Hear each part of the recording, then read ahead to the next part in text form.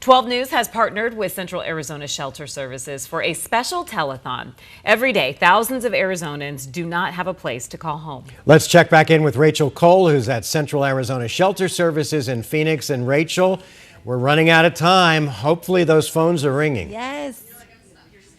Yes, we want those phones to ring. The number is 602-362-0677, right on cue. I love the sound of those phones ringing with all the generosity that's been pouring in. And we do want to give a couple of shout outs this evening as we do make the final push for donations. Michael C., a veteran, has donated $200 to help those homeless vets experiencing homelessness.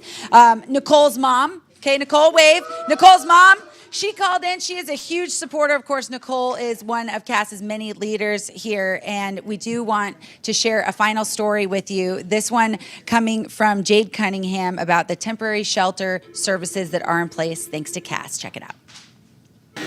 Each day, the 600 beds at CASS's adult shelter are full. CASS is Arizona's largest single adult shelter provider. Its family and senior shelters also usually near max capacity. Chief Program Officer Brittany Stanton says the need is only growing. It just really brings forward the fact that homelessness isn't the stereotypes. It isn't those just experiencing mental health conditions. It isn't just somebody who doesn't want help, who is using substances. It can be anyone. For more than 40 years, though, the services offered through CASS have helped people find their footing with a variety of things like work and legal assistance. Beyond beds, we connect to other service providers. So we have partnerships with medical teams, especially those here on campus. We connect to mental health services. We need connected to Social Security. For many, CASS is life-changing, guiding people through their sometimes darkest days. Typically, nationally, the standard for emergency shelter is 90 days, but not everyone can kind of reach the next step in that time frame.